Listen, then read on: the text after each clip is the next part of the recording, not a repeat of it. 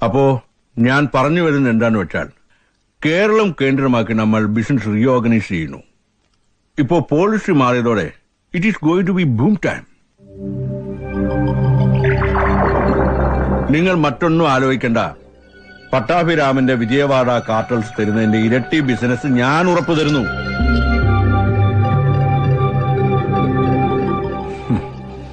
ഇനിയും സംശയമുള്ളവർക്കായി ഒരു കാര്യം കൂടി. ഞാൻ ഈ സംസ്ഥാനത്തിന്റെ എക്സൈസ് വകുപ്പ് മന്ത്രിയാകാൻ പോകുന്നു. So it is royal road ahead. Congratulations. We agree with your proposition. Now I expect generous support from you all. Power politician നിലനിൽക്കണമെങ്കിൽ ഒരുപാട് പേരെ പർച്ചേസ് ചെയ്യണം. കൂടാതെ നമ്മുടെ ബിസിനസിന്റെ ഇനിഷ്യൽ ഇൻവെസ്റ്റ്മെന്റ് കൂടി ആകുമ്പോ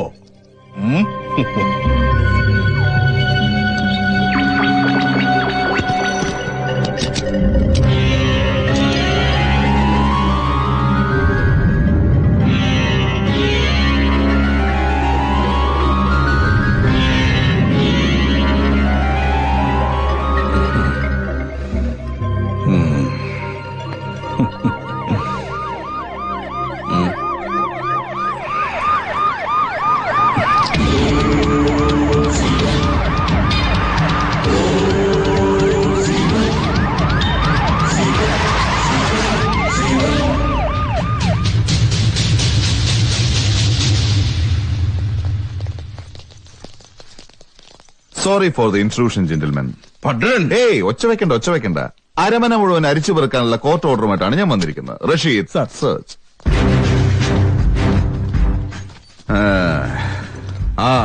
He's from income tax and he's from vigilance. Wow.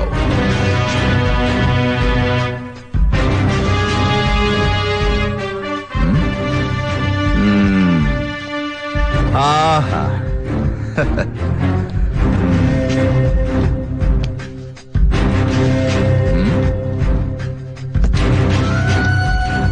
Money. Do you have any source for this money, gentlemen? മേഡേൽ ബ്രദേഴ്സിന്റെ കയ്യിലുള്ള കാശും കണക്കിൽപ്പെടാത്തതായിരിക്കുമല്ലോ അല്ലേ? സന്തോഷം. സാർ അകത്തുനിന്ന് കിട്ടിയതാ.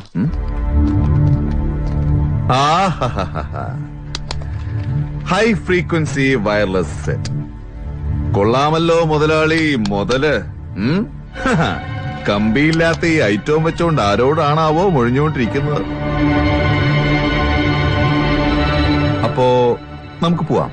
അവിടെ മജിസ്ട്രേറ്റ് നമ്മളെയും കാത്തിരിക്കുക. വാ. അതെ, ഒരു ആദായ നികുതി കേസ് ഈ തൊണ്ടി സാധനം വെച്ച് നിനക്ക് മേടയിൽ ദേവരായ മുതലാളി ഒരു പുല്ലും ചെയ്യാനാവില്ല. ഇതിൽ നിന്ന് ഊറാൻ ഞങ്ങൾക്ക് വെറും 12 മണിക്കൂർ പോലും വേണ്ട. Rasheed, take him.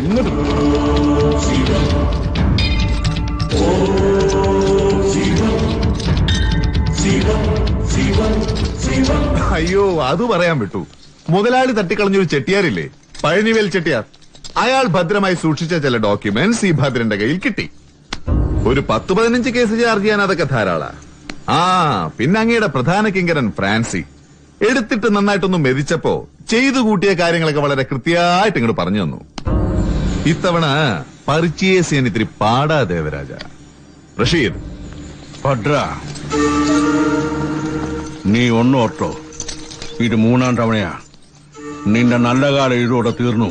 നീ എന്നെ ഒരു മൈത്താണ്ടിയും ചെയ്യൂല. നടക്കടാ Devaraja.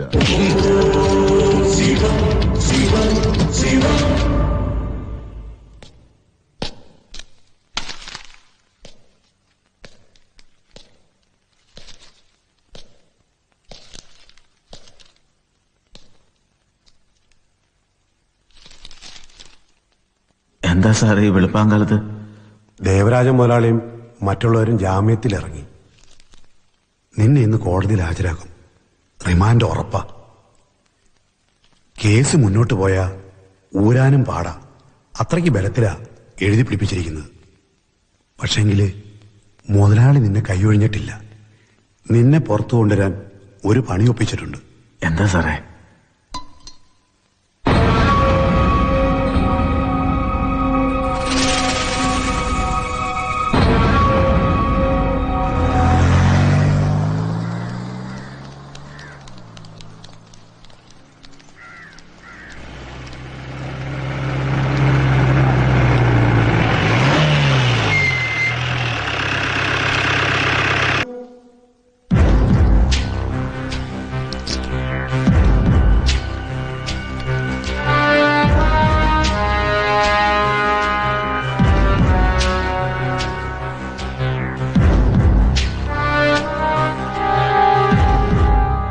Your honour, case number 196ന്റെ ഇനിയുള്ള പ്രതിഭാഗം വാദം പോലീസ് മാപ്പുസാക്ഷിയെ പേരുയർത്തിയിട്ടുള്ള ഫ്രാൻസിസ് ഏലിയാസ് ഫ്രാൻസിസ് ജേക്കബിന്റെ മൊഴിയുടെ അടിസ്ഥാനത്തിലായിരിക്കും.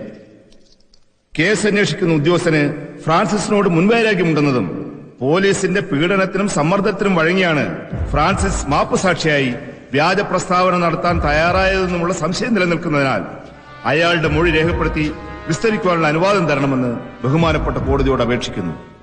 Objection, Your Honor. Wait. Produce Francis Jacob before the court. The court will hear his statement before the commencement of any argument. Francis Jacob, Francis Jacob.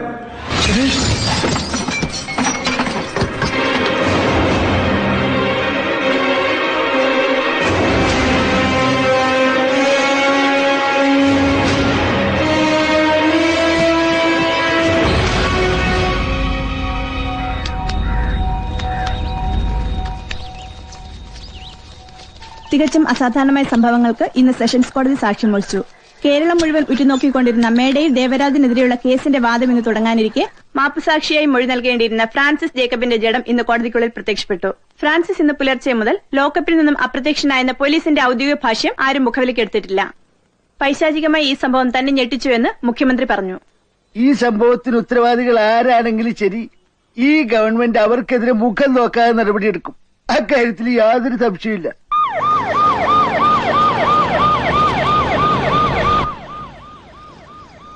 തിടുക്കത്തിൽ CM ഭദ്രനെതിരെ നടപടിയൊന്നും എടുക്കരുത്.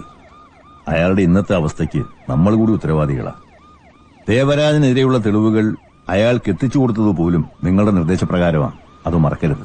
എനിക്കിതൊന്നും കേൾക്കണ്ട. ഞാൻ ആദ്യമേ പറഞ്ഞല്ലോ, ഞാൻ ഒന്നിനും ഉത്തരവാദിയല്ല. എല്ലാം തന്റെ ഏകപക്ഷീയമായ തീരുമാനങ്ങളാ. പിന്നെ കോടതിയിൽ നടന്ന സംഭവങ്ങൾ അന്വേഷിച്ച് റിപ്പോർട്ട് സമർപ്പിക്കാൻ ഞാൻ SP ചുമതലപ്പെടുത്തിയിട്ടുണ്ട്. ഓഫീസർ ഇൻചാർജ് എന്ന നിലയ്ക്ക് ആ ഭദ്രനെ സസ്പെൻഡ് ചെയ്യാൻ ഞാൻ ഓർഡർ കൊടുത്തിട്ടുണ്ട്. അപ്പോ ഉമ്മൻ കോശിക്ക് ഒരു വിജയം കൂടി അല്ലേ? തരപ്പെടുമെങ്കിൽ അങ്ങയുടെ സർക്കാർ ഇറക്കുന്ന ഗസറ്റിൽ ഒരു വിജ്ഞാപനം കൂടി കൊടുക്കണം. A change of name. ക്രൂശിക്കപ്പെടുന്നവന്റെ രക്തത്തിൽ എനിക്ക് പങ്കില്ലെന്ന് പറഞ്ഞ് കൈകഴുകി ശുദ്ധി വരുത്തിയ ആ പഴയ പുണ്യാളനില്ലേ പിലാത്തോസ്, ആ പേരാവും നിങ്ങൾ കൂടുതലാണ്.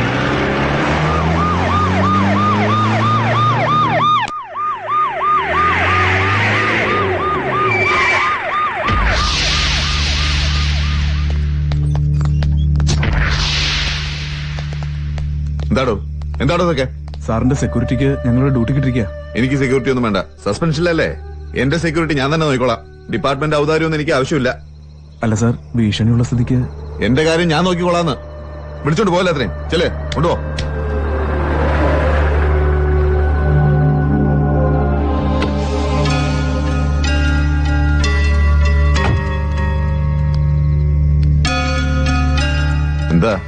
എന്താ വന്നത്? Sorry. I am so sorry Bhadran. എനിക്ക് നിങ്ങളുടെ സസ്പെൻഷൻ തടയാനായില്ല. നിങ്ങളെപ്പോലുള്ളവരുടെ അധികാര രാഷ്ട്രീയ കളിയിൽ എപ്പോഴും ബലിയാടാവുന്നത് എന്നെ പോലുള്ളവരാ. നിങ്ങൾ എപ്പോഴും പുച്ഛിച്ച് പുലിയാട്ടുന്ന ഉദ്യോഗസ്ഥ വൃന്ദം. ഇനി കൂടുതൽ സംസാരിച്ചാൽ നിങ്ങളുടെ പ്രായവും പദവിയും ഞാൻ മറന്നു വരും. പോവാം. നിങ്ങൾക്കും പോവാം. Just clear out.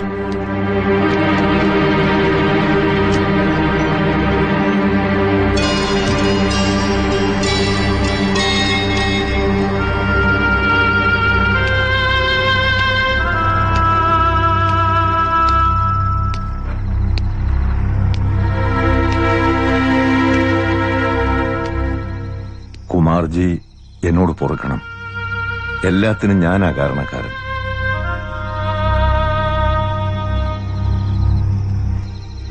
ഞാനിപ്പോ സംസാരിക്കുന്നത് MP സുധാകരനായിട്ടല്ല, അങ്ങയുടെ പഴയ ശിഷ്യനായിട്ടാ. എന്നെ കുമാർജി വിശ്വസിക്കണം. ഭദ്രൻ ഇനി ഇവിടെ നിൽക്കുന്നത് ആപത്താണ്. അയാൾക്ക് മാറാൻ സേഫായ ഒരിടം ഞാൻ തന്നെ കണ്ടെത്തിയിട്ടുണ്ട്. ലോകത്ത് കുമാർജി ഒഴികെ ആര് പറഞ്ഞാലും അയാൾ കേൾക്കില്ല. പ്ലീസ്, അയാളെ നമുക്കിവിടുന്ന് മാറ്റണം.